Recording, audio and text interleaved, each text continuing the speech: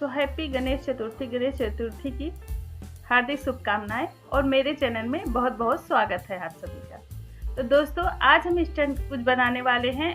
अभी बप्पा आ रहे हैं तो उनके लिए हम बहुत ही टेस्टी सा बनाएंगे लड्डू। तो लड्डू का भोग भी उनको लगाना होता है और मोदक का भी, तो दोनों चीज़ें उनको बहुत पसंद है। तो हमें अगर कुछ जल्दी में बनाना हो तो हम क्या बना सकते हैं, तो बेसन के लड्डू बनाएंगे। वो भी बहुत ही इजी तरीका है, जिसको ना भी बनाना आता होगा वो भी बना लेगा। तो यहाँ हम दोनों समान मात्रा में लेंगे, बेसन और सूजी। तो आप बेसन और सूजी दोनों बराबर बराबर ले लीजिएगा। जितना आप बेसन लेते हैं उतना ही आप सूजी। मैंने एक एक कटोरी दोनों को रखा है। फिर उसी में डाल देंगे हम 1 चम्मच भर के गेहूं का आटा। गेहूं का आटा ऑप्शनल है, अगर आपको पसंद हो तो डालिए, नहीं है तो आप इसको स्किप कर सकते हैं। तो आप बेसन और सूजी को दोनों, सूजी से क्या होगा कि वो दानेदार लड्डू बनेंगे।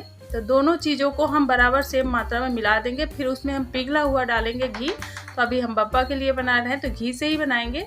तो यहाँ पे हमने पिघला हुआ घी ही इस्तेमाल करना है, ठंडा घी नहीं इस्तेमाल करना है। और अगर आप घी से नहीं बना रहे हैं, ऐसे नॉर्मली खाने के लिए बना रहे हैं, तो आप यहाँ पे तेल भी ले सकते हैं। इन सबको दोनों चीज़ों को अच्छे से मिलाते हुए इस तरह से हम बाइंडिंग बना लेंगे, जैसे कि लड्डू बन रहा है ऐसे। तो जब ऐसे बनने लगे तब हम इसमें थोड़ा थोड़ा पानी डाल के इसका आटा तैयार करेंगे। तो आज ये एकदम यूनिक तरीका है दोस्तों। आप जो भी कैसे भी बनाएंगे, आपसे ये लड्डू कभी फेल हो ही नहीं सकता। एकदम आसानी से कम घी में ये बन जाएगा। तो इसको हम आटा गूँथ लेंगे अच्छे से, मसल के बढ़िया सा, जिससे ये जो सूजी है ना, सूजी थोड़ी फूल जाएगी और इसमें दोनों चीज़ें अच्छे से मिल जाएंगे। ये एकदम डो तैयार कर लेना है, जैसे हम आटा लगाते हैं रोटी के लिए। तो रोटी से थोड़ा सा हार्ड लगाना होगा, क्योंकि इसको हमें रोटी से थोड़ा सा बस हार्ड लगाना होगा। इस तरह से ये आटा को लगा के हम थोड़ी देर के लिए इसको ढक के रख देते हैं। तो अब चलिए हम देख लेते हैं दूसरा। तो यहाँ पे मैंने लिया है चीनी। तो ये एकदम थोड़े से घी में बनाने वाले हैं, इसलिए हमने चीनी लिया है 1 कटोरी। जितना सूजी है उतना बेसन है, उतना ही मैंने चीनी लिया है। तो आप इस तरह से इसमें इलायची तोड़ के डाल दीजिए। अगर आपके पास पीसी हुई इलायची, मेरे पास पीसी हुई नहीं थी इसलिए मैंने तोड़ दिया है। आपके पास पीसी हुई हो तो पीसी हुई चीनी इलायची डाल दीजिएगा, इससे फ्लेवर बड़ा अच्छा आता है। तो चीनी को में थोड़ा सा हम 1 से 1.5 चम्मच के करीब, ऐसे नॉर्मली थोड़ा सा अंदाज लीजिएगा, उस तरह से थोड़ा सा पानी डाल के हम इसको रख देंगे गैस पे और चलाएंगे। अब इसको हमें कोई चाशनी वगैरह, सिर्फ चाशनी बनाना है, इसको हमें कोई तार वगैरह बनाने की ज़रूरत नहीं है कि हमें तार बनाना है, तार आने लगे तब, ऐसा कुछ नहीं है। आप इसके जो मोटे मोटे छिलके हैं इलायची को, उसको हम निकाल देंगे, क्योंकि अभी इसका फ्लेवर जो है इसमें आ चुका है, तो हम निकाल देते हैं। और इसको हम अच्छे से उबाल लेंगे। उबालने पे जब ये चाशनी हमारी चिपचिपी हो जाए, आप एक बार चेक कर लीजिएगा, चिपचिपी हो जाए तब इसको हम निकाल के बाहर रख देंगे ठंडा होने के लिए। यहाँ पे ये देख पा रहे हो, उंगली से दबाइए तो इस तरह से हम चिपचिपापन आ रहा है। तो आप इस तरह से 1-2 बार चेक कर लीजिएगा, सिर्फ चिपचिपी होनी चाहिए, इसमें तार वगैरह की ज़रूरत नहीं है। तो यहाँ पे लमसम, इसलिए मैंने थोड़ा पानी कम डाला था। पानी कम डालने से क्या होगा कि जल्दी से बन जाएगी। तो इसको अब हम ठंडा होने के लिए रख देते हैं चाशनी को। तो यहाँ पे हमने लिया है तवा। तो आप लोग सोच रहे होंगे तवा में कैसे लड्डू बनेगा, तो आप एक बार ज़रूर देखिए। तवा में हम इस तरह से ड्राई फ्रूट ले लेंगे और उसको मैंने काट लिया है छोटे छोटे टुकड़ों में। आपका मन है तो और भी ज़्यादा ड्राई फ्रूट ले सकते हैं। यहाँ पे मैंने काजू बादाम और किशमिश का ही लिया है। आप यहाँ पे और भी जो भी आपके पास हो उसको आप यहाँ पे ले सकते हैं, अपनी पसंद से जो भी आपके पास हो। तो यहाँ पे मैंने उसको थोड़ा सा फ्राई कर लिया था, ये जो हमारे ड्राई फ्रूट थे, क्योंकि ये थोड़ी सी लॉन्ग टाइम तक चलता है, फ्लेवर भी अच्छा आता है। आप चाहे तो यहाँ पे कच्चा भी इसको डाल सकते हैं। अब उसी तवा को हम रख दिए हैं, अभी गर्म हो रहा है, तब तक हम आटा देख लेते हैं। आटा हमारा लमसम सेट हो गया है। इसको हम अच्छे से मसल लेंगे। मसलने से क्या होगा, इसकी जो सूजी है खड़ी खड़ी, वो थोड़ी सॉफ्ट हो जाएगी। इस तरह से इसको, अब ये देख पा रहे होंगे आटा मेरा एकदम टाइट है। तो ऐसे जैसे कि रोटी थोड़ी सी नरम होती है, इसका आटा थोड़ा सा, क्योंकि बेसन है और इसी में सूजी है, तो सूजी जो है पानी को ऑब्जॉर्ब करता है। आपका अगर मन है तो यहाँ पे दूध से भी इसको सान सकते हैं, लेकिन मैंने यहाँ पे पानी ही यूज किया। पानी और नॉर्मली सभी के पास होता है, इसलिए मैंने पानी ही डाला है। तो इस तरह से आप रोटियां बना लीजिए, जैसे आप रोटी बनाते हैं सेम ऐसे ही बेल लीजिएगा। और थोड़ा इसको हल्का सा मोटा रखिए। मोटा क्या, जैसे कि नॉर्मल हो, ना पतला हो ना मोटा हो, बीच का हो। और ये जो फट रही है उस पर ध्यान मत दीजिएगा, क्योंकि ये तो अभी हमें बनाना ही है। तो इस तरह से आप इसको रोटी जैसे बना लीजिए। फिर एक फोक लीजिए, कोई भी चीज़ लीजिए, उंगली से जो भी आपके पास हो उससे आप इस तरह से छेद कर दीजिए उसमें, क्योंकि ये ताकि हमारी रोटियाँ फूले ना। तो इस तरह से फोक लीजिए, ऐसे चारों तरफ से लगा दीजिए ताकि इसमें छोटे छोटे छेद हो सके रोटी में। फिर हम गरम तवा में, अब यहाँ पे तवा देखना है, तवा हमारा ज़्यादा गरम नहीं होना चाहिए। जैसे रोटी के लिए ज़्यादा हार्ड तवा चाहिए, इसके लिए नॉर्मली ही चाहिए। तो इसको हम धीमी धीमी आंच में, जैसे आप पराठा सेकते हैं सेम वैसे ही सेक लेना है ये रोटी को।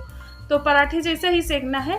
अब यहाँ पे अगर हम इसको गोली बना के या फिर ऐसे तेल में फ्राई करते हैं तो ज़्यादा तेल या घी लगता है, इसलिए ये थोड़ा सा इजी तरीका है लड्डू बनाने का, और टेस्ट भी होता है और लड्डू इंस्टेंट बन भी जाते हैं। जब भी आपका मन करे, मोदक की जैसे गणेश चतुर्थी के बाद भी, अगर जब भी आपका मीठा थोड़ा सा खाने का मन हो तो आप इंस्टेंट इसको बना सकते हैं। ज़्यादा टाइम भी नहीं लगता और हर घर में ये चीज़ें अवेलेबल होती हैं, तो इसलिए हम बहुत ही जल्दी कम सामान से बन जाता है।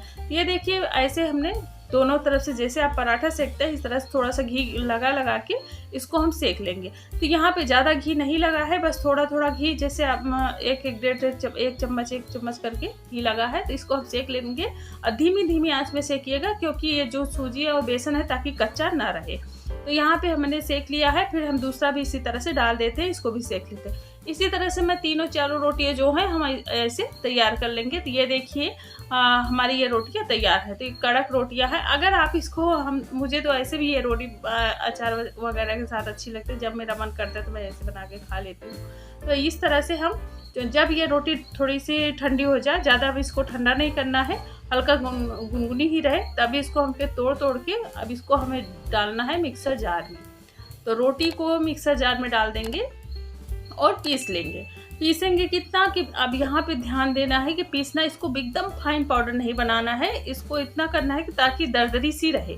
जैसे हमारे लड्डू थोड़े दरदरे से होते हैं, बेसन के लड्डू, तो बस वैसे ही रखना है, ज़्यादा इसको एकदम बारीक नहीं करना है। तो ये देखिए, इस तरह से हो गया है। अब इसको हमें छानने की ज़रूरत नहीं पड़ेगी, क्योंकि इसमें सारे जो, अगर छोटे मोटे टुकड़े बचे भी होंगे तो भी कोई वो नहीं है टेंशन की बात, उसमें आप डाल दीजिएगा।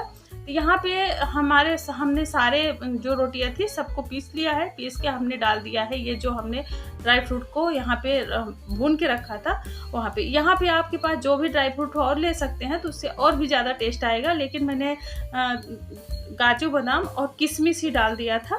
इस तरह से इन सबको अच्छे से मिला देंगे।